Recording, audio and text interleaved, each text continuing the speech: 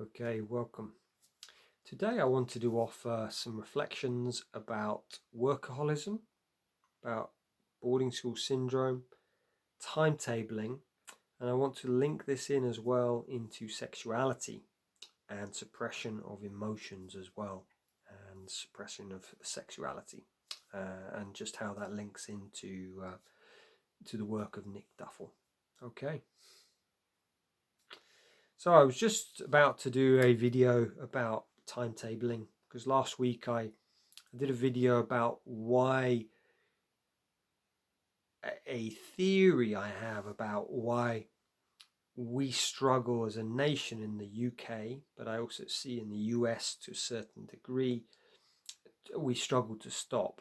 We've always got to be going, doing, and we're basically timetabled.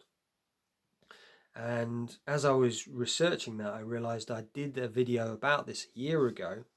So I was just thinking, what I'd like to add in is just another element about emotions and sexuality into it.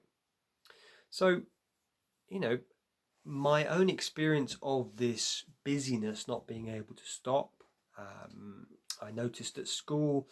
So I went to boarding school from age 11 through till 17, 18 for 7 years. And all of my time was filled from 7 o'clock in the morning when we were woken up until 9:30 at night when we were 11, or it might even have been earlier. Always had something to do, something to fill our times. As we got older, there was less of that emphasis, but I found that I filled my time. I would work or I would do stuff, I'd have activities. There was very few moments where I wasn't doing something. Then when I worked in the city, in London, in banking, sales, financial sector, again, I couldn't really stop, and I had to use drink, drugs in order to stop. And even my way of stopping was computer games. Having smoke, and then I would play computer games till late at night on a weekend. So I didn't really ever stop.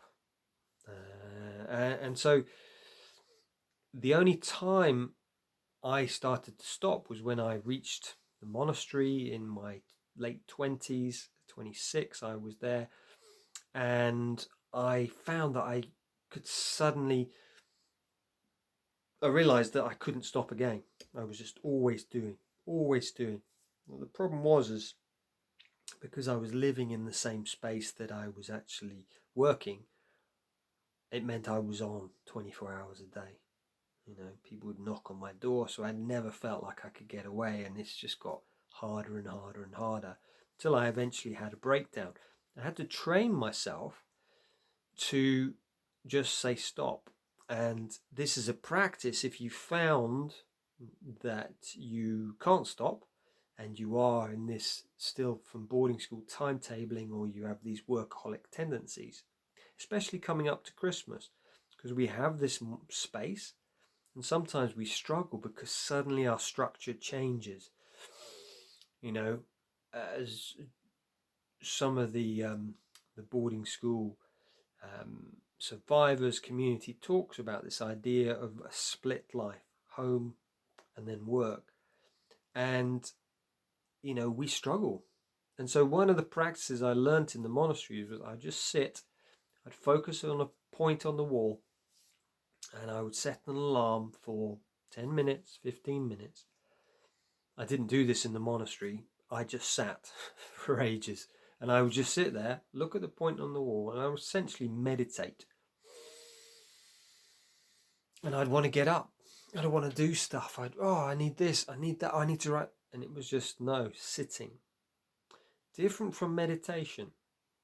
Because I was just sat in a chair with my eyes open, focused on a point. And I would just sit there. And I found this started to break my addiction to always needing to do, to this timetabling. Now, how I feel and what happened as I started to break this, and there was many things I was doing at the time, but one of the things which started to break was this barrier that I had around my emotions. So my grief started to well. So often we keep busy because we don't want those emotions to come up. And also, as Nick talks about in this book, Wounded Leaders, but also in Trauma, Abandonment and Privilege with Thurston Bassett, this idea of sexuality as well. So I'll read a little bit about it. So he's talking about Hickson and Hickson's work. And so sociologist and writer Alistair Hickson. So Hickson draws many interesting conclusions from his courageous feat of anecdotal history gathering. His idea is that the rule obsession was a deliberate policy of the disciplinarian movement to reform the public schools that kicked off in the puritanical 1860s. The chief motive was to counteract the boys' tendency towards beastliness. The extraordinary idea ran like this: the less the boys met together, especially those of different age groups, the less they would be tempted to have sex with each other. This left the only vice of self-abuse to be policed. In consequence, every second of the day was regimented with volumes of pointless tasks, codes, rules, and regulations invented to limit the boarder's freedom. Always something on the timetable. Now, as I reflected last week, and I'll put a link to the video at the end of this, last week's video was about how we live in a society where, again, there's always something on the timetable. You've got to go here, you've got to do this, never enough.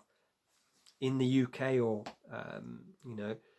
especially the ex-colonies of Australia or some of these other countries, they can't stop. Whereas Europe, you have siesta, as someone pointed out kindly last week. In France, August, I lived in Paris, everything shuts down. It's like, what? Lunchtimes, everything's shut. So, however, the process did have some long-lasting effects. Most ex-boarders find it difficult not to be self-scheduled on a permanent timetable. And the other thing is, many are still tormented about their sexuality. So it's almost like those twofold things.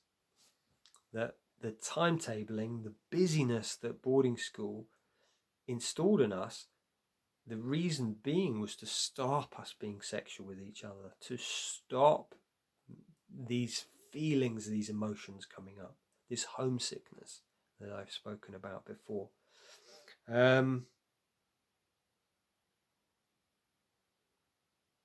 So that's one of them. And then in this book here, Trauma, Abandonment and Privilege, very similar.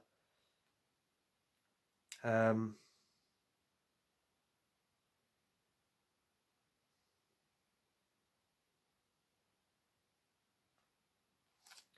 I said this last week, the tyranny of the timetable, the propensity to overwork, to always be in doing mode is one that affects countless ex-boarders and can turn up in a presented problem or a symptom of the ex-boarder.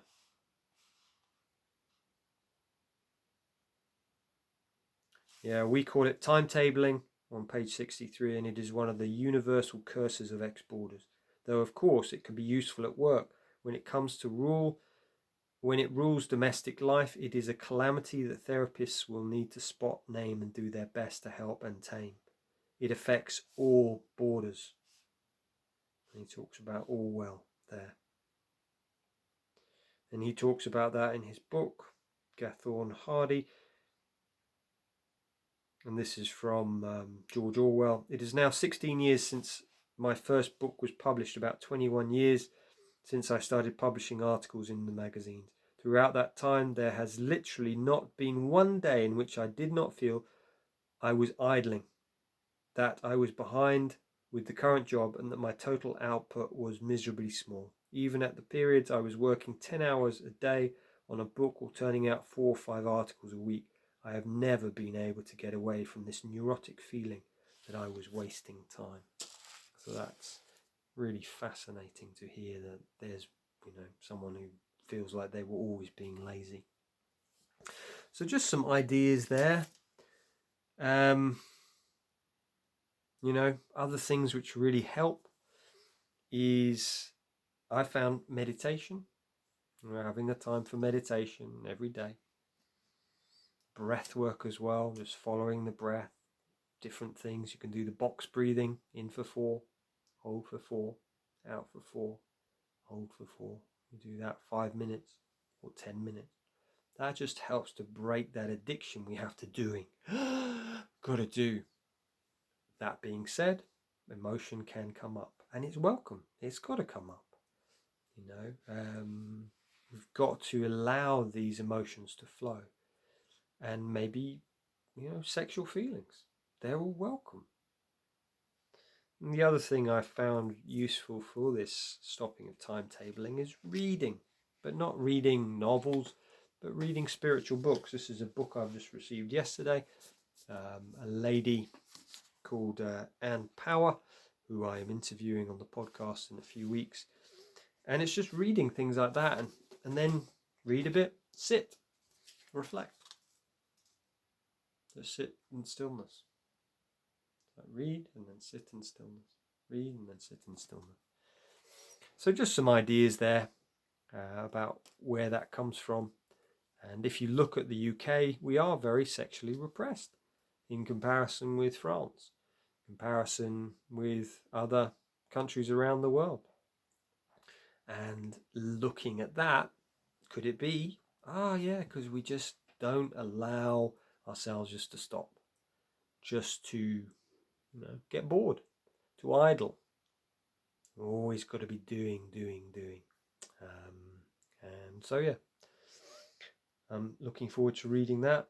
I've also got another podcast this Friday with Paul de Blassie. I don't know if this is how you pronounce his name. The third, who is a psychologist, a clinical psychologist, to talk about trauma, Jungian archetypes and dream work. So that's going to be fascinating. And then on Monday, Rosemary Lamaison about women and girls at boarding school and her work there. So got some fascinating conversations lined up. So many blessings, and any questions, please do let me know. Okay.